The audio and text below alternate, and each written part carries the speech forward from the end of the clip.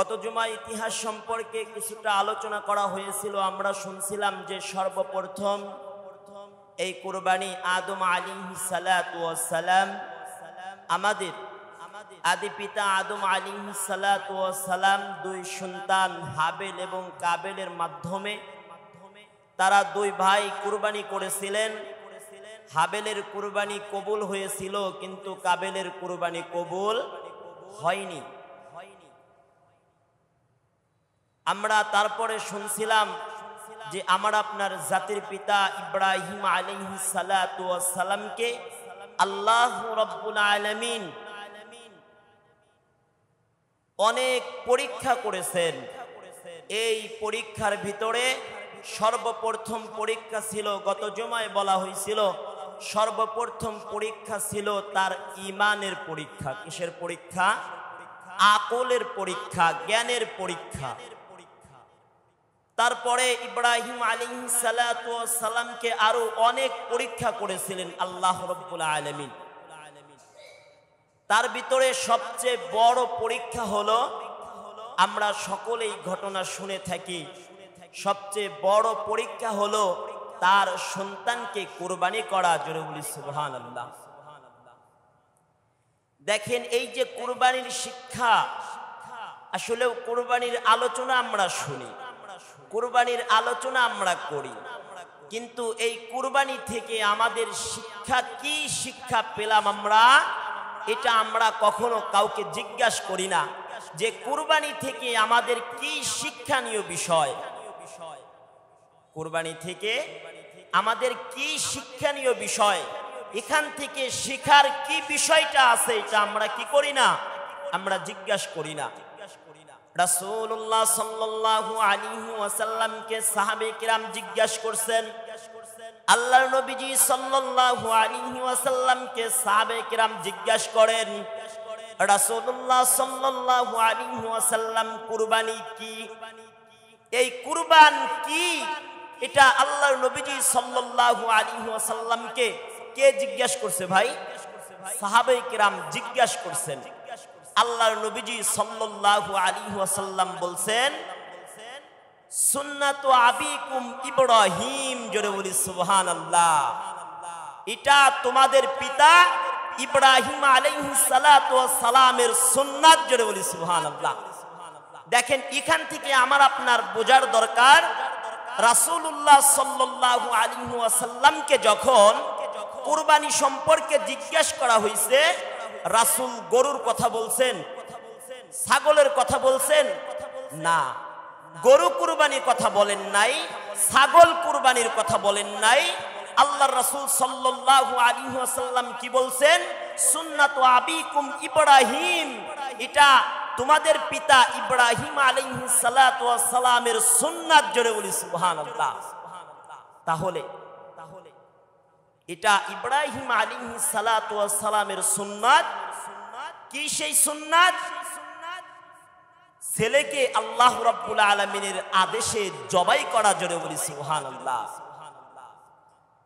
ইব্রাহিম আলাইহিস সালাতু ওয়াস সালামের যখন ৮৬ বছর বয়স, ইব্রাহিম আলাইহিস সালাতু ওয়াস সালাম আল্লাহ রাব্বুল আলামিনের কাছে কি চায়? সন্তান চায়। রব্বি হাবলি মিনাস সলিহিন, হে আল্লাহ রাব্বুল আলামিন, আমাকে একটা নেককার সন্তান দান করেন। জোরে বলি সুবহানাল্লাহ। আল্লাহ রাব্বুল আলামিন ইব্রাহিম আলাইহিস সালাতু ওয়াস সালামকে একটা নেককার সন্তান দান করলেন। জোরে বলি সুবহানাল্লাহ। এখন দেখেন, আল্লাহ রাব্বুল আলামিন এই ৮৬ বছর বয়সে আল্লাহ রাব্বুল আলামিন তাকে একটি সন্তান দান করলেন। তারপরে কিরকম পরীক্ষা, আল্লাহ রাব্বুল আলামিন ইব্রাহিম আলাইহিস সালাতু ওয়াস সালামকে কি বললেন? ইব্রাহিম আলাইহিস সালাতু ওয়াস সালাম তার সন্তানকে ডেকে বলে, ফালাম্মা বালাগা মাহু সায়া ক্বালা ইয়া বুনাইয়া ইন্নী আরা ফিল মানামি আন্নী আযবাহুকা ফানজুর মাযা তারা। আল্লাহ রাব্বুল আলামিন ইব্রাহিম আলাইহিস সালাতু ওয়াস সালামকে স্বপ্ন যোগে দেখাইছেন। কি দেখাইছেন? ইব্রাহিম আলাইহিস সালাতু ওয়াস সালাম, ইসমাঈল আলাইহিস সালাতু ওয়াস সালাম যখন বাবার সাথে হাঁটা চলার বয়সে উপনীত হয়, তাফসীরের কিতাবে লেখেন যখন 13 বছর বয়স হয়, ইব্রাহিম আলাইহিস সালাতু ওয়াস সালাম ইসমাঈলকে বলে, বাবা, আল্লাহ রাব্বুল আলামিন আমাকে আদেশ করেছে তোমাকে কুরবানি করতে। তোমাকে আমি স্বপ্নে দেখেছি, আল্লাহ আমাকে স্বপ্নে দেখাইছেন যে আমি তোমাকে কুরবানি করতেছি। জয় বলি সুবহানাল্লাহ। এবার দেখেন, মানুষের সন্তান যখন বড় হয় তার মনে আশা থাকে কিনা ভাই? অনেক আশা থাকে।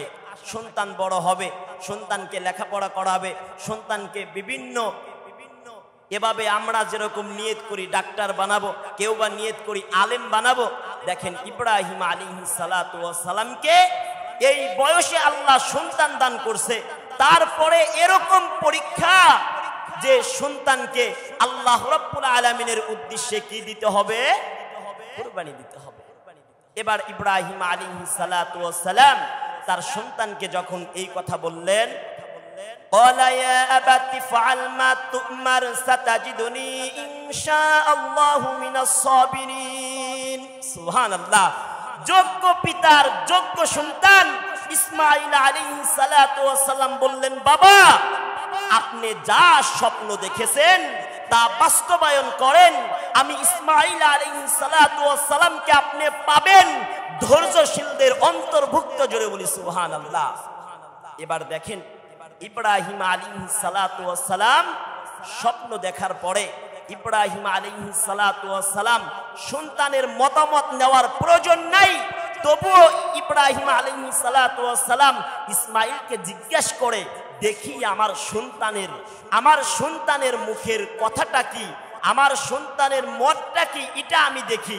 ইব্রাহিম আলাইহিস সালাতু ওয়াস সালামের সন্তান ইসমাঈল আলাইহিস সালাতু ওয়াস সালাম বলে, বাবা, আপনি যা স্বপ্ন দেখছেন, আল্লাহ যা স্বপ্ন দেখাইছেন, আল্লাহ যা আপনাকে আদেশ করেছেন, আপনি তাই করেন। জোরে বলি সুবহানাল্লাহ। এবার এখান থেকে আমার আপনার দুইটা শিক্ষা। একটা শিক্ষা হইল ইব্রাহিম আলাইহিস সালাতু ওয়াস সালাম দোয়া করছিলেন আল্লাহ রাব্বুল আলামিনের কাছে, রব্বি হাবলি মিনাস সলিহিন। সন্তান চাইছেন কার কাছে? আমার আপনার জাতির পিতা সন্তান চাইছেন কার কাছে? আল্লাহ রাব্বুল আলামিনের কাছে। এখান থেকে আমার আপনার বোঝা দরকার, কোন মাজারে, কোন পিসাবের কাছে, কোন দয়াল বাবার কাছে সন্তান চাওয়া যাবে না।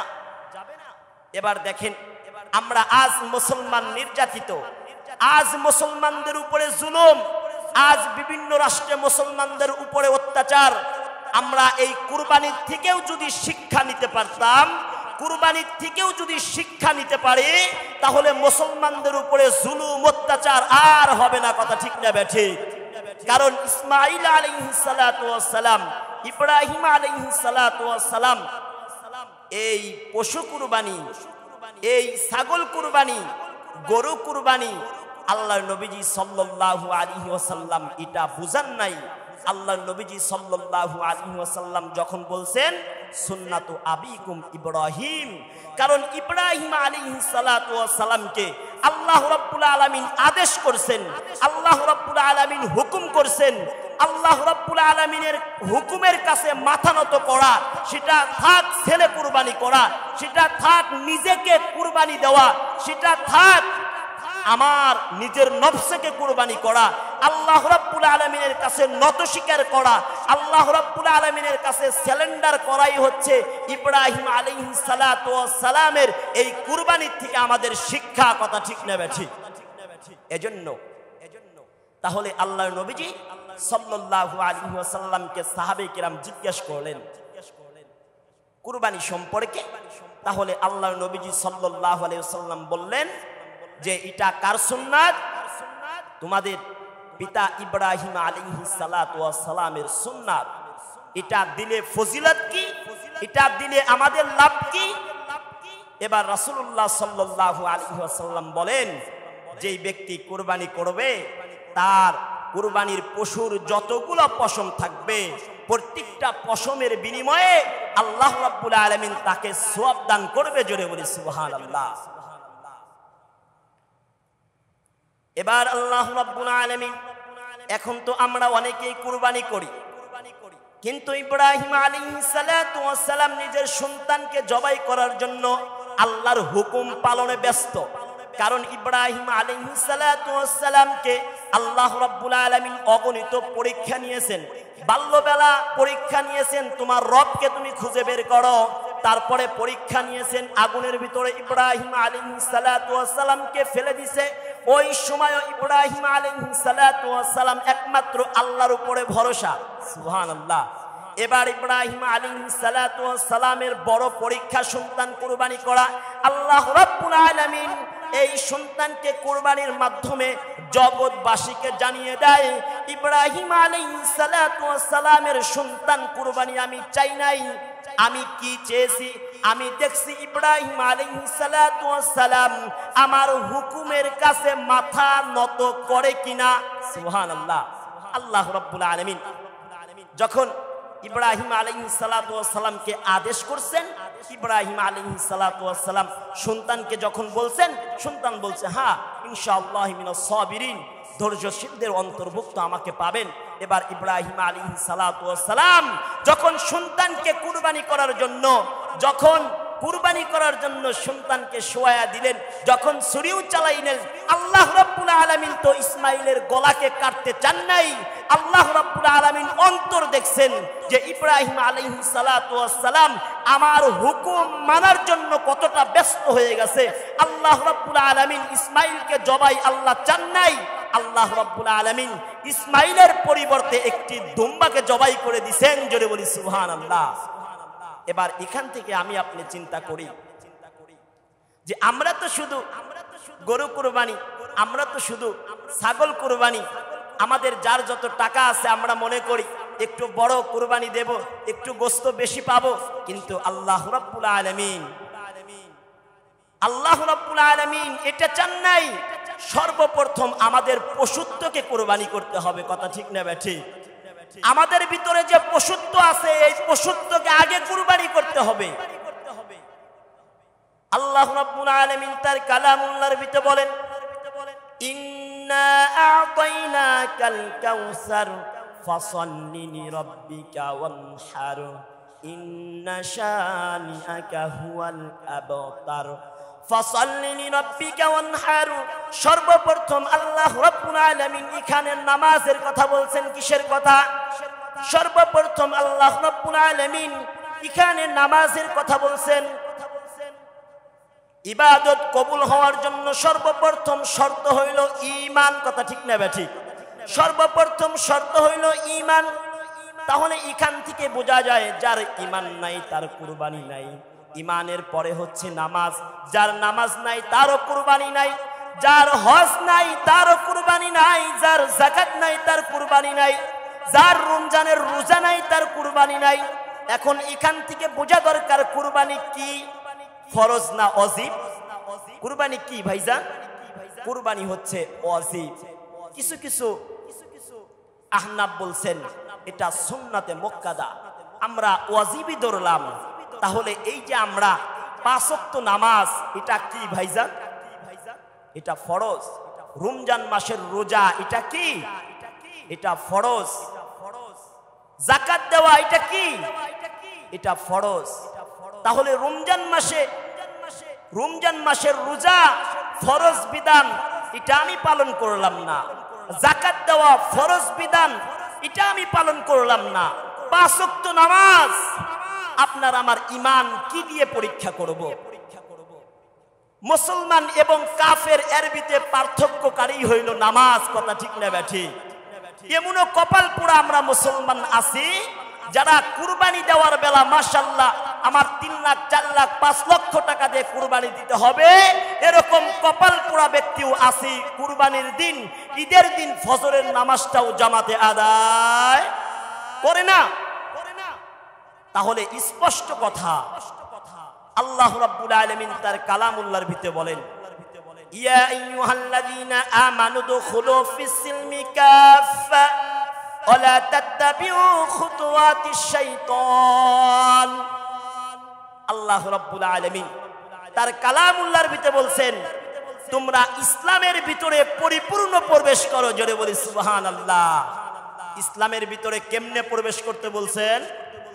পরিপূর্ণ প্রবেশ করতে বলছেন। আপনি ইসলামের বুনিয়াদ একটাও পালন করেন না, শুধু ঈমান আছে, লা ইলাহা ইল্লাল্লাহ বিশ্বাস করলাম, নামাজ নাই, রোজা নাই, হজ নাই, যাকাত নাই, বছরে একবার কুরবানি আসলে নিজের আত্মমর্যাদাকে রক্ষা করতে হবে, নিজের বংশ মর্যাদাকে রক্ষা করতে হবে, নিজের টাকা নিজের বাহাদুরিকে রক্ষা করতে হবে, সেজন্য হোক না গোস্ত খাওয়ার জন্য, কিন্তু এই কুরবানির প্রচলন চালু রাখতে হবে। কিন্তু না ভাই, নামাজের আমলের খাতা যদি আপনার শূন্য থাকে, নামাজের আমলের খাতা যদি শূন্য থাকে, এই হজ করে, এই যাকাত দিয়ে, এই বিভিন্ন ইবাদতে মগ্ন হয়ে কুরবানি, বড় বড় গরু দিয়ে কুরবানি দিয়ে নামাজের থলি যদি শূন্য থাকে, এই কুরবানি দিয়ে কোনো লাভ হবে না, কোনো লাভ হবে না। ভাইজান, আগে সর্বপ্রথম বেনামাজির জন্য তওবা করতে হবে। সর্বপ্রথম বেনামাজির জন্য তওবা করতে হবে।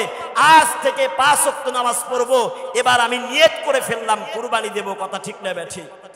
কিন্তু এক ওয়াক্ত নামাজ পড়লাম না, টাকা আছে, টাকার গরমে কুরবানি দিলাম, গোস্ত খাওয়ার জন্য কুরবানি দিলাম না। আমরা সকলেই জানি আল্লাহ রাব্বুল আলামিন বলেন, কুল ইন্না সলাতি ওয়া নুসুকি ওয়া মাহইয়ায়া ওয়া মামাতি লিল্লাহি রাব্বিল আলামিন। আল্লাহ রাব্বুল আলামিন বলেন যে কুল ইন্না সলাতি, হে নবী আপনি বলেন, আমাদের নামাজ, আমাদের কুরবানি, আমাদের জীবন, আমাদের মরণ, আমাদের সমস্ত ইবাদত কার জন্য? একমাত্র আল্লাহ রাব্বুল আলামিনের জন্য, জোরে বলি সুবহানাল্লাহ। তাহলে আল্লাহ রাব্বুল আলামিনের জন্য যদি আমাদের ইবাদত হয়, তাহলে নামাজ কার জন্য? আল্লাহ রাব্বুল আলামিনের জন্য। শুধু কুরবানির ক্ষেত্রে বললাম কুরবানি আল্লাহর জন্য, কিন্তু না ভাইজান, আমার প্রত্যেকটা ইবাদতই আল্লাহর জন্য। সর্বপ্রথম ইসলামের ভিতরে আমি আপনি যদি ঢুকতে পারি, তাহলে ইসলামের বুনিয়াদের ভিতরে যতগুলা বুনিয়াদ আল্লাহ রাব্বুল আলামিন আপনার আমার জন্য বিধিবিধান দিছে, ইসলামের ভিতরে পরিপূর্ণভাবে যদি ঢুকতে যাই, তাহলে একটাকেও বাদ দেওয়া যাবে না। হজ করতে 7 লাখ 8 লাখ টাকা লাগে, এই টাকা আমার কাছ থেকে খরচ হয়ে যাবে, এটা আমি কেমনে খরচ করব, এটা আমার বুঝে আসে না। তারপর জাকাত, এই জাকাত দেওয়া লাগবে, নিজের উপার্জিত সম্পদ, এটা তো আমার কোনো ফায়দা নাই। আবার রমজান মাসের রোজা এত কষ্ট করে না খেয়ে থাকতে হবে, এটা তো আমার দ্বারা সম্ভব না। এই বিষয়গুলো যেটা মন চায় আমি আপনি পালন করব, আর যেটা মন চায় আমি আপনি ছেড়ে দেব, এর নাম ইসলাম নয়, কথা ঠিক না বেঠিক? ইব্রাহিম আলাইহিস সালাতু ওয়াস সালামের কুরবানির থেকে এটা শিক্ষা নয়। কারণ নিজেকেও যদি আল্লাহ রাব্বুল আলামিন কুরবান হতে বলেন, নিজেকেও যদি আল্লাহ নিয়ত করেছি, সর্বপ্রথম আমাদের 5 ওয়াক্ত নামাজকে চালু করতে হবে। 5 ওয়াক্ত নামাজকে চালু করতে হবে, ইসলামের বিধিবিধানকে মানতে হবে। কুরবানি তো ওয়াজিব বিষয়। আমরা প্রতিদিন 5 ওয়াক্ত নামাজ, আপনাকে আমাকে আল্লাহ রাব্বুল আলামিন পরীক্ষা করেন, আমি আপনি তো পরীক্ষায় ফেল। কারণ মুয়াজ্জিন সাহেব যখন আজান দেয়, হাইয়া আলাস সালাহ, হাইয়া আলাস সালাহ, তোমরা কল্যাণের দিকে আসো, ওই সময় তো আমি আপনি পরীক্ষায় ফেল। কারণ আমি আপনি মুসলমান, নামাজ বাদ দিয়ে 4 দোকানে আড্ডা, নামাজ বাদ দিয়ে স্ট্যান্ডে আড্ডা, নামাজ বাদ দিয়ে বিভিন্ন দোকানপাটে আড্ডা, কথা ঠিক না বেঠিক? ওই সময় তো ইমানের পরীক্ষা হয়ে গেছে, আমি আপনি কতটুকু ইমানদার, আমি আপনি কিরকম মুসলমান, আমি আপনি আল্লাহ রাব্বুল আলামিনের, আল্লাহর জন্য নামাজ, আল্লাহর জন্য জীবন, আল্লাহর জন্য মরণ। এই আজান দিলে আমি আপনি মসজিদে না আসলে তখন বোঝা যায় যে আমার ইবাদত কার জন্য, কথা ঠিক না বেঠিক? এজন্য সর্বোপরি কথা হলো, ইব্রাহিম আলাইহিস সালাতু ওয়াস সালামকে আল্লাহ রাব্বুল আলামিন স্বপ্ন যুগে দেখাইছেন। নবীদের স্বপ্ন কখনো মিথ্যা হয় না, জোরে বলি সুবহানাল্লাহ। নবীদের স্বপ্ন আল্লাহ রাব্বুল আলামিনের পক্ষ থেকে ওহী, জোরে বলি সুবহানাল্লাহ। আর নবীদেরকে কখনো শয়তান স্বপ্ন দেখাইতে পারে না। এবার উম্মতদের জন্য আবার স্বপ্ন তিন প্রকার। উম্মতদের স্বপ্ন কয় প্রকার? তিন প্রকার। নবীদেরকে শয়তান স্বপ্ন দেখাইতে পারে না, নবীদেরকে আল্লাহ রাব্বুল আলামিন স্বপ্ন দেখান, এটা হইছে ওহী, জোরে বলি সুবহানাল্লাহ। আর উম্মতদের স্বপ্ন কয় প্রকার? তিন প্রকার। সর্বপ্রথম উম্মতদের স্বপ্ন হলো, একটা হলো আল্লাহর পক্ষ থেকে, যেটা স্বপ্নে রহমানি, জোরে বলি সুবহানাল্লাহ। আল্লাহ রাব্বুল আলামিন কোন বান্দাকে কল্যাণের দিকে দিক নির্দেশনা দেখায়, কোন বান্দাকে কোন সতর্কমূলক আল্লাহ রাব্বুল আলামিন স্বপ্ন দেখায়, এটা হলো আল্লাহর পক্ষ থেকে স্বপ্ন। আর এই স্বপ্নের নাম হলো স্বপ্নে রহমানি, যেটা রহমানের পক্ষ থেকেই হয়ে থাকে, জোরে বলি সুবহানাল্লাহ। আর এক প্রকার স্বপ্ন হলো, এই স্বপ্নটা হইল খিয়ালি স্বপ্ন। কি স্বপ্ন? খিয়ালি স্বপ্ন। একজন ব্যক্তি সারাদিন দুনিয়াতে চলাফেরা করে, সে যা মনে মনে খেয়াল করে, যা মনে মনে কল্পনা করে, রাত্রে বেলা জেগে জেগে তাই স্বপ্নে দেখে। কি দেখে? তাই স্বপ্ন দেখে। এটা হলো খিয়ালি স্বপ্ন, যা খেয়াল করে তাই স্বপ্ন দেখে। আর এক প্রকার স্বপ্ন হলো, এটা হলো শয়তানের পক্ষ থেকে। শয়তান স্বপ্ন দেখায় মাজারে মান্নত দেওয়া, মাজারে সন্তান চাওয়া, মাজারে গরু মান্নত করা। এটা কি, এই স্বপ্ন কি আল্লাহর পক্ষ থেকে হতে পারে বলেন? আল্লাহ কি শিরক করার জন্য স্বপ্ন দেখাবে? না, এটা একমাত্র শয়তানের পক্ষ থেকে। কার পক্ষ থেকে? শয়তানের পক্ষ থেকে। তাহলে উম্মতের স্বপ্ন কয় প্রকার? তিন প্রকার। আমরা যদি কোনো ব্যক্তি স্বপ্ন দেখি, তাহলে কিন্তু এই স্বপ্নের সূত্র যদি আমরা জানি যে উম্মতের জন্য স্বপ্ন তিন প্রকার, যদি কোনো আদেশ নিষেধের বেলা স্বপ্ন দেখায় আল্লাহ রাব্বুল আলামিন, যদি কোনো দিক নির্দেশনা ভালোর দিকে যদি স্বপ্ন দেখায়, তাহলে বোঝা যাবে এটা কার পক্ষ থেকে? এটা রহমানের পক্ষ থেকে, আল্লাহর পক্ষ থেকে। আর যদি আমি দুনিয়াতে চলতে ফিরতে যা খেয়াল করি তাই যদি আমি স্বপ্ন দেখি, তাহলে এটা খেয়ালি স্বপ্ন। আমি যা মনে মনে ভাবি তাই আমি স্বপ্নে দেখি। আর যদি দেখি ইসলাম বিরোধী, আলেম বিরোধী, কোরআন বিরোধী, রাসূল বিরোধী, এই সমস্ত বিষয় যদি কোনো বিষয় আমার মাথার ভিতরে ঢুকে যায়, আমাকে যদি স্বপ্ন দেখানো হয়, তাহলে বোঝা যাবে যেটা আল্লাহর পক্ষ থেকে নয়, আমাকে পথভ্রষ্ট করার জন্য, ঈমানকে নষ্ট করার জন্য এই স্বপ্ন দেখানো হচ্ছে শয়তানের পক্ষ থেকে। কথা ঠিক না বেঠে? এবার ইব্রাহিম আলাইহিস সালাতু ওয়াস সালামের স্বপ্ন ছিল কার পক্ষ থেকে? আল্লাহ রাব্বুল আলামিনের পক্ষ থেকে। এবার আসেন, আমাদের জাতির পিতা ইব্রাহিম আলাইহিস সালাতু ওয়াস সালামের সুন্নাত, এটা হলো কুরবানি। এখন ভাইজান, কুরবানি আমরা করব, যাদেরকে আল্লাহ রাব্বুল আলামিন সমর্থ দান করেছে, আমরা সকলেই কুরবানি করব। কিন্তু কুরবানিটা হবে কার জন্য ভাই? আল্লাহ রাব্বুল আলামিনের জন্য। আমি আপনি যত বড় কুরবানি দেই না কেন, আমি আপনি যত ছোট কুরবানি দেই না কেন, আমি আপনি 10টা 20টা পশু যদি কুরবানি দেই, আল্লাহ রাব্বুল আলামিন বলেন, লা ইয়ানালুল্লাহু লুহুমুহা ওয়ালা দিমাউহা ওয়ালাকিন ইয়ানালুহুত তাকওয়া মিনকুম। এই যে কুরবানির রক্ত, কুরবানির গোশত, এই সমস্ত কিছু আমি আল্লাহ রাব্বুল আলামিনের কাছে পৌঁছে না। আমি আল্লাহ রাব্বুল আলামিনের কাছে কি পৌঁছে? আমি আল্লাহ রাব্বুল আলামিনের কাছে পৌঁছে হইল বান্দার তাকওয়া। সুবহানাল্লাহ, বান্দার তাকওয়া পৌঁছে। বান্দা কোন নিয়তে কুরবানি করেছে? নিজের আত্মমর্যাদাকে টিকিয়ে রাখার জন্য, নিজের গর্ব, নিজের টাকা পয়সা, নিজের ব্যাংক ব্যালেন্স, অনেক টাকা পয়সার মালিক। কুরবানি না দিলে সমাজের লোকেরা অনেক কথা বলবে, কুরবানি না দিলে বিভিন্ন লোকেরা উস্কানিমূলক কথা বলবে। বান্দা কি সেজন্য কুরবানি দেয়, নাকি আমি আল্লাহ রাব্বুল আলামিনের হুকুমকে মানার জন্য, আমি আল্লাহ রাব্বুল আলামিনকে রাজি খুশি করার জন্য সেজন্য কুরবানি দেয়? আল্লাহ রাব্বুল আলামিন বলেন যে আমি বান্দার অন্তর দেখি, অন্তর, জোরে বলি সুবহানাল্লাহ। এজন্য আমি আপনি কুরবানি দেব, সর্বপ্রথম আমার আপনার খেয়াল রাখতে হবে যে এই কুরবানিটা একমাত্র কার জন্য হবে? একমাত্র আল্লাহ রাব্বুল আলামিনের জন্য হবে। আর কিছু লোক আমরা আছি এই কুরবানির আমলটাকে অনেকেই সমাজের ভিতরে এরকম ভাই কিছু আছে, তারা বলবে এটা সুন্নাত, এটা পালন করলেও চলবে, না করলেও চলবে।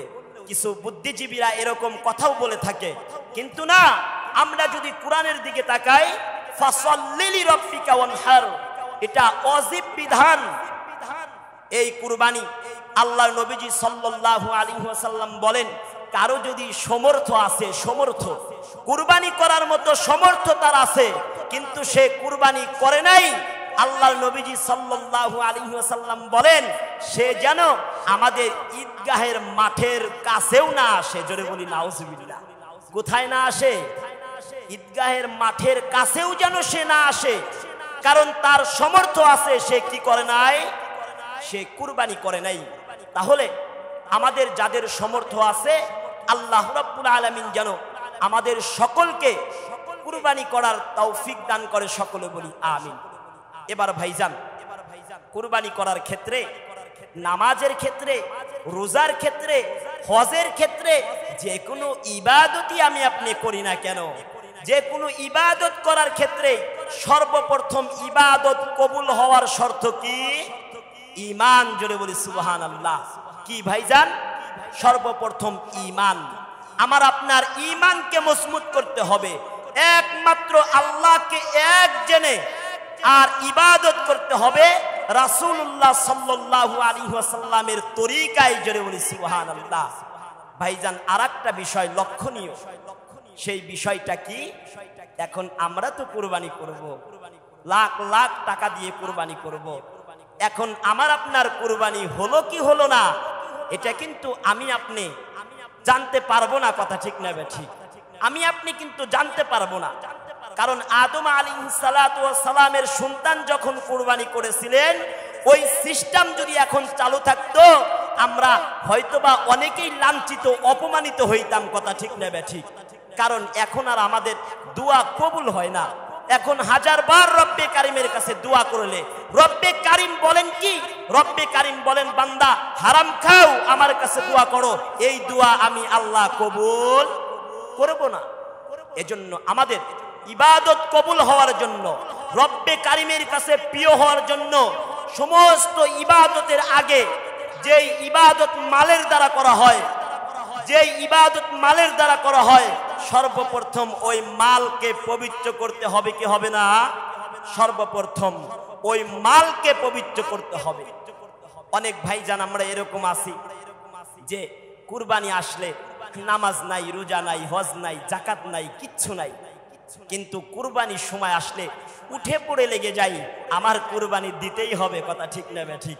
যেই কথা বললাম ভাইজান, মন খারাপ করিয়েন না, কারণ আমরা যখন গরু কিনতে যাই, এমনও দিন আছে সারা দিন আমার ফরজ নামাজ কোথায় যায় আমি নিজেও জানি না। কথা ঠিক না ঠিক? গরু কিনতে গেলে আসলেও কুরবানির গরু কিনতে গেছি, কিন্তু এখানে ফরজ নামাজ 5 ওয়াক্ত নামাজ চলে গেছে, 5 ওয়াক্ত নামাজ আমার আপনার চলে গেছে, কিন্তু আমি আপনি বলে ফেলছি, কুল ইন্না সলাতি ওয়া নুসুকি ওয়া মাহইয়ায়া ওয়া মামাতি লিল্লাহি রাব্বিল আলামিন। আয় আল্লাহ, আমার নামাজ, আমার ইবাদত, আমার কুরবানি, আমার জীবন সবই তো আপনার জন্য। সবই যদি আপনার জন্য, তাহলে নামাজ কোথায় গেল? কথা ঠিক না ঠিক? নামাজ কোথায় গেল? যেই ব্যক্তিটা সুদখোর, যেই ব্যক্তিটা সুদখোর, স্পষ্ট কথা বলি, এই ব্যক্তি কি রোজা, ঈদ, কুরবানি, ঈদ আসলে কি এই একদিনের জন্য সুদখোরের খাতায় থেকে নামটা কেটে যায়? বলেন, নাম কেটে যায়? যে ঘুষখোর, তার নামটা কি একদিনের জন্য কেটে যায়? না ভাইজান, আল্লাহর খাতায় যার নাম লেখা আছে, সেই ব্যক্তি কুরবানি একটা কেন 50টা কুরবানি দিলেও আল্লাহ রাব্বুল আলামিন যেইভাবে, যেই নিয়মে কুরবানি দিতে বলছেন, একটা কেন 50টা কুরবানি দিলেও তার কুরবানির হক আদায় হবে না। এজন্য সর্বপ্রথম আমাদের টাকা কি হতে হবে? আমাদের টাকা হালাল হতে হবে, এটা বুঝতে হবে আমাদের। আমরা বলে ফেলি হুজুর বুঝি না, বর্তমানে তো সবাই হারাম খায়, কিছু লোকেরা দেখবেন এরকম সমাজে পাওয়া যাবে, যখন হারাম নিয়ে আলোচনা করবেন তখন আপনার মুখের সামনে বলে ফেলবে, হুজুর এটা থেকে বাঁচা খুব মুশকিল, কারণ এই হারাম থেকে তো বাঁচতে পারবেন না, কারণ আপনারাও তো বাঁচতে পারেন না, আপনাদেরকে বেতন দেওয়া হয়, অনেকের হারাম টাকা, অনেক হারাম টাকাও দান করে, এই ফতুয়াগুলো সামনে দেয় ভাইজান, আর বলে কি আমরা বুঝি না। আরে মিয়া, আপনি 10 টাকার 60 টাকার একটা লাউ কিনতে যখন বাজারে যান, তখন লাউকে চিমটাইতে চিমটাইতে লাউয়ের অবস্থা তো আমি 12টা বাজিয়ে দেই, কে বলছে আমি আপনি বুঝি না? 60 টাকার লাউ কেনার সময় যদি এই অবস্থা হয়, তাহলে 50,000 টাকা, 1 লাখ টাকা, 2 লাখ টাকার কুরবানি যেটা আল্লাহর জন্য দিব, এই টাকাটা আমার হালাল কি হারাম এটা আমি জানি কি জানি না? আমি আপনি কিন্তু জানি। কিন্তু ভাইজান, আমি আপনাকে ধোঁকা দিতে পারবো, আপনি আমাকে ধোঁকা দিতে পারবেন, এক ভাই আর এক ভাইকে ধোঁকা দিতে পারবো, কিন্তু ওই মালিককে ধোঁকা দেওয়া যাবে? মালিককে ধোঁকা দেওয়া যাবে না। এজন্য কুরবানি কার জন্য করি, কুরবানি কেন করলাম, আমার নিয়তটা কি ছিল, আমার টাকাটা কেমন ছিল, ভাইজান এটা কিন্তু আল্লাহ রাব্বুল আলামিন ভালো জানেন। অনেক ভাইয়েরা ভাগে কুরবানি দেয়, অনেক ভাইয়েরা মাসালা জিজ্ঞেস করে, এখানে ভাগে কুরবানি দেওয়াও জায়েজ, কিন্তু ইব্রাহিম আলাইহিস সালাতু ওয়াস সালামকে যখন, ইসমাঈল আলাইহিস সালাতু ওয়াস সালামকে যখন কুরবানি দিলেন, আল্লাহ রাব্বুল আলামিন জান্নাত থেকে একটি দুম্বা পাঠায়া দিয়েছেন, জোরে বলি সুবহানাল্লাহ। আর রাসূলুল্লাহ সাল্লাল্লাহু আলাইহি ওয়াসাল্লাম এখান থেকে আমাদের শিক্ষা দিয়ে গেছেন যে যদি কোনো ব্যক্তি একটা ছাগল দেওয়ার মতো সমর্থ থাকে, ছাগল দেওয়ার, সে যেন একটা ছাগলই কুরবানি দেয়। সুবহানাল্লাহ। ভাইজান, অন্তরের খবর কে জানেন? আল্লাহ রাব্বুল আলামিন জানেন। এই সুবাদে ভাগে যারা কুরবানি দিবেন তাদেরকে আমি ছোট্ট একটা কথা বলি, সেটা হইল, আপনি যদি জানেন ইমাম সাহেব সে তো সুদের সাথে জড়িত, ইমাম সাহেব সে তো ঘুষের সাথে জড়িত, সে তো অবৈধ টাকার সাথে জড়িত, তাহলে আমার সাথে আপনার কুরবানি দেওয়ার কোনো প্রয়োজন নাই। আপনি জানেন, আপনি জেনে শুনে কি কেউ আগুনে লাফ দিবেন বলেন? সামনে আগুনের বিশাল বড় একটি সামনে গর্ত, আপনি যদি বলা হয় ভাই দৌড় দিবেন, সামনে আগুনের গর্ত, আপনি কি দৌড় দিবেন বলেন? আমি আপনি কেউ দৌড় দেব না। কেউ বেনামাজি, এক ওয়াক্ত নামাজ সে পড়ে না, তার সাথে কুরবানি দেওয়ার আমার কোনো প্রয়োজন নাই। সুদের উপরে টাকা লাগায় আমি জানি, তার সাথে কুরবানি দেওয়ার আমার কোনো প্রয়োজন নাই। ইসলামের বিধিবিধান সে মানে না, তার সাথে কুরবানি দেওয়ার আমার প্রয়োজন নাই। আমার 10,000 টাকা আছে, আমি 10,000 টাকা দিয়ে একা একটা ছাগল কুরবানি দেব, কথা ঠিক নেবে ঠিক, একটা ছাগল কুরবানি দেব। আপনি এখান থেকে বোঝেন, আমি আপনি সব বুঝি। এখন যদি এই মসজিদের বারান্দায় বিশাল বড় একটা দুধের পাতিল এনে দেওয়া হয়, আর এখানে দুধের পাতিলের ভিতরে যদি গরুর 5 কেজি চুনা দেওয়া হয়, বলেন এই দুধ যদি আমাকে আপনাকে কেউ দিতে চায়, আমি আপনি খাবো? বলেন খাবো না। কারণ কি? কারণ আমি আপনি জানবো যে এখানে চুনা দেওয়া হয়েছে, যদি মাগনাও দেয় আমি আপনি কেউ নেব না। এজন্য আমি আপনি যদি জেনে বুঝে 7 জন 5 জন একসাথে আমরা যারা কুরবানি দেব, আমরা যদি জেনে সুদখোর, জেনে ঘুষখোর, জেনে বেনামাজি, আল্লাহর হুকুমের অবাধ্যকারী এই ব্যক্তিদের সাথে জেনে যদি কুরবানি দেই, তাহলে কুরবানির হক আদায় হবে না। আর যদি সকলেই আমরা জানি, সকলেই ভালো মানুষ, তারপরেও আমরা একটু মশওরা করা যে ভাই আমরা যে 7 জন কুরবানি দিচ্ছি, আমাদের টাকাগুলো যেন হালাল হয়। কি হয়? আমাদের টাকাগুলো যাতে হালাল হয়। 7 জন মিলে একটা পরামর্শ করলাম, এই পরামর্শের ভিতরেও যদি কোনো আল্লাহর বান্দা হারাম ঢুকিয়ে দেয়, তাহলে এই গুনাহের ভাগীদার আমি আপনি হব না। এই গুনাহের ভাগীদার যে চুপচাপ হারাম ঢুকিয়ে দিবে, সেই এই গুনাহের ভাগীদার হবে, আর কারো কুরবানি নষ্ট হবে না। যে হারাম দেবে তার কুরবানি নষ্ট হবে, কারণ আমি আপনি আগে সতর্ক করছি, কথা ঠিক নেবে ঠিক। এটাই হলো একটা বিষয় আমরা সকলেই মাথায় রাখবো। আর একটা বিষয়, আমার সমর্থ নাই, আল্লাহ ভালো জানেন, কথা ঠিক নেবে ঠিক। এখন হাওলাত করে, ধার করে, বিভিন্ন লোকজনের কাছ থেকে টাকা ধার করে কুরবানি দিতে হবে, এই বিষয়টা থেকে আমরা বিরত থাকি। কারণ আমার কাছে টাকা নাই, আমার কাছে টাকা নাই, আমি লক্ষ লক্ষ টাকা ব্যাংকে ঋণী, আমি মানুষের কাছে লক্ষ লক্ষ টাকা ঋণী, তাহলে আমার কুরবানি দেওয়ার কোনো প্রয়োজন নাই। আল্লাহ মাফ করবে। সমাজ কি মনে করবে ওটা আমার দেখার বিষয় নাই, আমার বন্ধু কি মনে করবে ওটা আমার দেখার বিষয় নাই, আমার ভাই কি মনে করবে ওটা আমার দেখার বিষয় নাই। কারণ আল্লাহ রাব্বুল আলামিনের বিধান হলো মানুষ তোমার কাছে টাকা পায়, মানুষ তোমার কাছে, তুমি মানুষের কাছে ঋণী, মানুষের ঋণ আগে শোধ করো, পরে কি করো, পরে কুরবানি করো। এজন্য আমার বন্ধু কি মনে করবে ওটা দেখার বিষয় আমার নাই। এজন্য ভাইজান এই মাসালাগুলা, এই কথাগুলো আমরা সকলেই মাথায় রাখবো। আর কুরবানি দিব কার জন্য? একমাত্র আল্লাহ রাব্বুল আলামিনের জন্য। আল্লাহ রাব্বুল আলামিন সমস্ত কথার উপরে সর্বপ্রথম আমাকে, দ্বিতীয়ত সকলকে আমল করার তৌফিক দান করে। সকলে বলি আমিন। আমরা যারা সুন্নত পড়ি 4 রাকাত কাবলা জুমা সুন্নত আদায় করে নিই। ওমা তৌফিক ইল্লা বিল্লাহ।